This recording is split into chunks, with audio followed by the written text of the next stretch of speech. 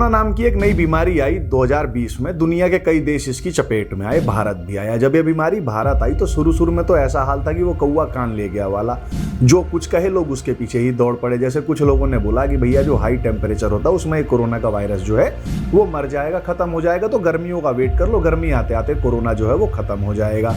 फिर किसी ने बोला कि भैया जो लॉकडाउन है आप लॉकडाउन लगा दोगे तो इससे जो कोरोना का ट्रांसमिशन चेन है वो ब्रेक हो जाएगा, फिर कोरोना रुक जाएगा, तो आप लोग लॉकडाउन लगा दो। शुरू में तो जो है सब कुछ अच्छा लगा, जैसे नया रिलेशनशिप होता है, लोगों ने इसको इंजॉय भी किया, लोग लॉकडाउन को भी इंजॉय कर रहे थे।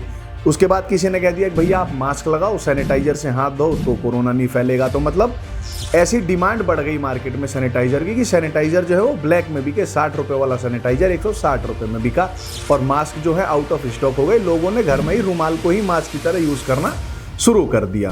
अब जो सरकार होती है उसका एक जो पहला नियम होता है वो ये होता है कि भाई उसको दिखना होता है कि वो कुछ काम कर रही है, बेशक वो रेत पर अपनी प्रेमिका का नाम लिख के मिटाने जैसा ही काम क्यों ना हो। सरकार जिस भी काम में हाथ डालती है वो काम बर्बाद ही होता है। आप किसी भी पीएसयू को उठा के देख लीजिए, किसी भी सरकारी कंपनी को उठा के देख लीजिए, उनकी सर्विसेज देख लीजिए, वो सब घाटे में ही चल रही हैं, वो सब बर्बादी हैं। फिर जो हमारे जजिया खोर हैं, जो ब्यूरोक्रेसी वाले बाबू लोग हैं, इनकी जो हॉबी है जनता को परेशान करने की, उस हॉबी का इन्होंने पूरा का पूरा यूटिलाइजेशन किया है इस कोविड के दौरान। शुरू में तो जो चीज़ें हैं ना ये मतलब ठीक लग रही थी, चलो आदमी झेल ले रहा था, भाई नई बीमारी है कैसे रुकेगी क्या होएगा। पर अब जैसे जैसे टाइम बीत रहा है वैसे वैसे चीज़ें जो हैं वो टॉक्सिक होती जा रही हैं। ये मैं क्यों कह रहा हूँ, मैं ऐसा इसलिए कह रहा हूँ क्योंकि कोरोना की रोकथाम के लिए जो गाइडलाइंस बनी है, जो नियम बने हैं, आप उन्हें देखिए कि वे कैसे बेसिर पैर के नियम बने हैं, कैसे कैसे बेतुके नियम बना दिए गए हैं, कैसे बेहुदे नियम बना दिए गए हैं। जैसे एक नियम इसमें क्या है कि मास्क का। अब मुझे तो इस बात का डर है कि कहीं कोरोना पेंडेमिक के बाद जो इससे भी बड़ी पेंडेमिक है, वो जो मास्क एंडेमिक है, वो ना आ जाए। ऐसा एक नियम बना दिया गया है कि भैया आपको मास्क पहनना ही है, नहीं पहनोगे तो 2000 रुपये का चालान है। ये दिल्ली की बात बता रहा हूँ आपको, जबकि मेरी जानकारी में कोई ऐसी रिसर्च नहीं आई है जो ये सिद्ध करती हो कि भैया मास्क पहनने से कोरोना नहीं हो रहा। परंतु मैंडेटरी है भाई, आर्डर आ गया सरकारी बाबुओं को, आपको पहनना ही पड़ेगा, नहीं पहनोगे तो 2000 रुपये का चालान। दिल्ली में कनॉट प्लेस नाम की एक जगह है, वहाँ पे एक रेस्टोरेंट में से एक कपल बाहर निकला, मैं उनके पीछे था।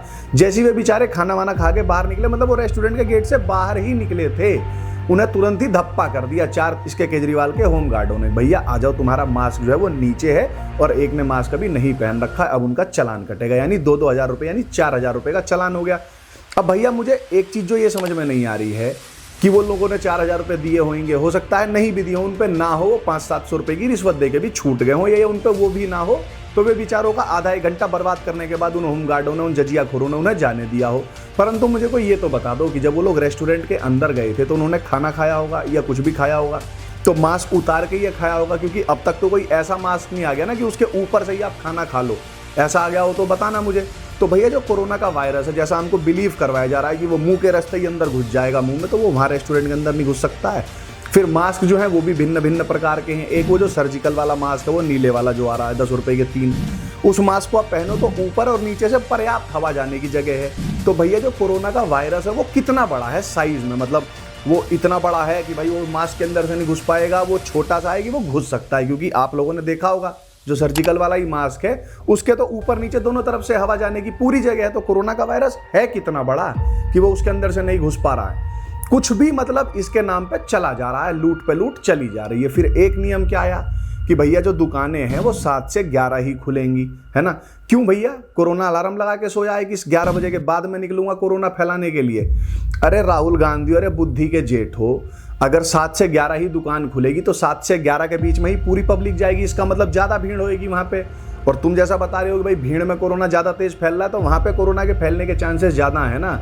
वैसे ही एक नियम इस दिल्ली के जो तुगलक ने, केजरीवाल ने जो बनाया कि भैया जो रेस्टोरेंट वगैरह हैं ये 8 बजे के बाद नहीं खुलेंगे। क्यों भैया, कोरोना शहंशाह है जो रात के अंधेरे में ही निकलता है 8 बजे के बाद। हाँ भाई 8 बज गया, मेरी ड्यूटी का टाइम हो गया, मैं चलूँ वर्दी पहन के ड्यूटी करने। ये चल क्या रहा है इस देश में। ऐसे ही जो मॉल्स वगैरह हैं वो भी 8 बजे के बाद नहीं खुलेंगे। मतलब तू ही बता दे कोरोना, ये लोग तो नहीं बता रहे हैं कि तू शहंशाह तो नहीं है जो अंधेरी रातों में निकलता है। एक नियम क्या आया कि भैया जो रेस्टोरेंट्स हैं वो 50% सिटिंग कैपेसिटी पे खुलेंगे, यानी एक टेबल छोड़ के एक टेबल पे लोगों को बैठाना। क्यों भैया, वो जो एक टेबल छोड़ी है आपने, उसे पार करने में कोरोना थक जाएगा या कोरोना पे दौड़ा नहीं जाएगा उतनी दूर का कि भैया एक टेबल खाली छोड़ दो, कोरोना थक जाएगा, दूसरे वाले को फैलेगा नहीं। मतलब ये क्या चल रही है, मतलब सेंस ये कुछ दिख रहा है आप लोगों को इन चीजों में? दिल्ली में राजीव चौक नाम का एक मेट्रो स्टेशन है, वहां पे एंट्री एग्जिट के 8 गेट हैं। लॉकडाउन के बाद से जब से मेट्रो खुली है, इन लोगों ने एक ही गेट खोल रखा है। इन्हें पता नहीं किसने सलाह दी है गेट नंबर 7 खोलो। क्यों भैया? कोरोना ने एरिया बांट लिया है, मांडवली हो गई भैया गेट नंबर 7 तक मैं नहीं आऊंगा, बाकी के जितने गेट बचे 8 गेटों में वहां मैं दबा के फैलूंगा है। अब जो लोग हैं वे गेट नंबर 7 से ही जा रहे हैं। अगर सारे गेट खुले होते तो जो भीड़ है वो डिस्ट्रीब्यूट हो जाती, तो थोड़ी थोड़ी भीड़ होती हर एक गेट पे, तो क्या पता वहां पे सोशल डिस्टेंसिंग का ही पालन हो जाता। पर चूंकि एक ही गेट खुला हुआ है तो सारी की सारी जो भीड़ है, जो पब्लिक है, वो गेट नंबर 7 पे कंसंट्रेट हो जा रही है। अब उससे हो क्या रहा है कि 500 मीटर से लेकर 1 किलोमीटर लंबी लाइन बन रही है मेट्रो में जाने के लिए। अब लोगों को 1-1 घंटा 1.5 घंटा इंतजार करना पड़ रहा है कि वो मेट्रो स्टेशन में घुस सके। क्यों करना पड़ रहा है? क्योंकि भैया उन लोगों पे इतने पैसे नहीं होंगे कि वे ओला, उबर या ऑटो अफोर्ड कर सकें। अब मुझे समझ में ये नहीं आ रहा है कि वहां पर तो कोई सोशल डिस्टेंसिंग फॉलो हो नहीं पा रही है, ना ही वो पॉसिबल है। भैया 1 किलोमीटर लंबी लाइन में 6-6 गज की दूरी लगा हुआ, तो कितनी बड़ी लाइन हो गई, वो इतना बड़ा तो सीपी नहीं होएगा। तो जो लोग लाइन में लग रहे हैं रोज भेड़ों की तरह चुपचाप शाम को आके, उन्हें इससे दिक्कत नहीं हो रही है। बात करो तो हर किसी को इंडिविजुअली दिक्कत हो रही है, पर कोई बोल नहीं रहा है, कोई ये नहीं पूछ रहा है भैया इसके पीछे क्या विज्ञान है, हमें बता तो दो। यही नहीं, जब उन लोगों की मेट्रो स्टेशन के अंदर एंट्री हो रही है तो वहां पे 2 सिलेंडर और बैठा रखे हैं। एक के हाथ में एक मशीन सी दे रखी है, उसका अपना मस्त जैसे होता है ना रिदम सेट हो जानी, म्यूजिक टाइप सारे गामा पाधा नीसा। भैया ऐसे सेट हो गई है, तुम घुसो वो ऐसा आपकी कलाई पर हाथ पे लगाएगा मशीनर, आगे बढ़ो, देख भी नहीं रहा कि तुम्हारे पे क्या टेम्परेचर आ रहा है और नहीं आ रहा है। उसकी मशीन चल भी रही है कि नहीं चल रही है, ये भी हमें नहीं पता। उससे थोड़ा आगे बढ़ो तो जैसा आपने खेत में किसान देखे होंगे वे पेस्टिसाइड वगैरह छिड़कते रहते हैं पीठ पे एक डिब्बे में भर के, है ना, ऐसी एक बैठा रखा है। उसका काम क्या है? आपके हाथ पे सैनिटाइजर छिड़कना और आपके बैग पे सैनिटाइजर छिड़क रहा है। मतलब मुझे समझ में ये नहीं आ रही है कि वो कोरोना का वायरस है या विक्रम बेताल वाला बेताल जो आपके भैया बैग पे चिपट के चला जाएगा। अब अगर वो बैग पे चिपक के कोरोना का वायरस जा रहा है, तुम उस पे सैनिटाइजर छिड़क रहे हो, ये तुम्हारा तुक है, तो कपड़ों पे भी तो चिपक के जा सकता भैया, तो कपड़ों पे भी छिड़को। फिर कपड़ों पे भी चिपक के जा सकता तो भैया क्या पता जो मास्क तो यहीं लगेगा ना, माथा गाल वाल तो सब खुले हुए हैं, टाट खुली हुई है आपकी, इस पर चिपक के जा सकता। तो भैया एक काम कर दो ना, एक बाल्टी सैनिटाइजर भर कर रख दो कि जिसे मेट्रो में जाना 4 मग्गे सैनिटाइजर गेरे और उसके बाद जावे।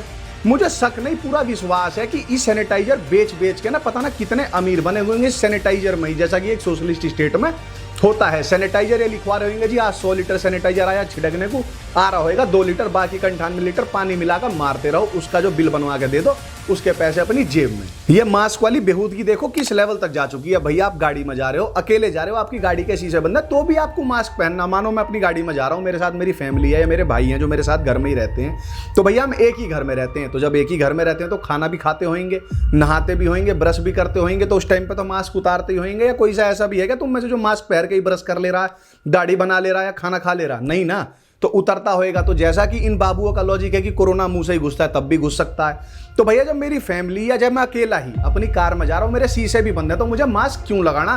कोरोना का वायरस क्या जो शीशे पाड़ के निकल जाएगा क्या मुझसे? ये है क्या? मुझे कोई बता तो दो।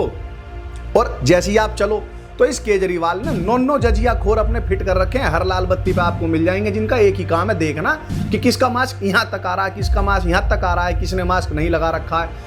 और फिर जैसे ही आपका मास्क थोड़ा बहुत इतना है, मतलब ये आपने नहीं पहना, भैया मैं क्यों पहनूं? पहले तो मुझे ये बताओ। अगर मैं अपनी अकेली गाड़ी में जा रहा हूं, अकेला हूं और शीशे ही मेरे बंद हैं जो, पर उनने देख लिया आपको, तो आपका कटेगा चालान। कितने का? 2000 का। और सबसे बड़ी जादू की बात, वे जो चालान काटने वाले हैं उनकी सैलरी के भी जो पैसे हैं वे भी आपको ही देने हैं, आपके ही टैक्स के पैसों से उनकी भी सैलरी आ रही है। मतलब कितना फनी सा नहीं लग रहा है कि मतलब हमने अपना चालान कटवाने के लिए ही लोग रख रखे हैं और बेफालतू का चालान। और जो ये केजरीवाल के जजिया खो रहे हैं, गाजीपुर हो गया, सिंगू बॉर्डर हो गया, यहाँ पे नहीं जाते जजिया वसूलने, क्योंकि वहां पे तो कोई मास्क लगा के बैठा भी नहीं है। तो भैया वहां क्यों नहीं जाते? यहाँ पे जितने लोग हैं वे सब कोरोना प्रूफ है क्या कि हाँ भाई ये लोग अन्नदाता हैंगे तो इनानू कोरोना नहीं होंदा सी, ऐसा भी कर रखा है क्या कोरोना ने कुछ?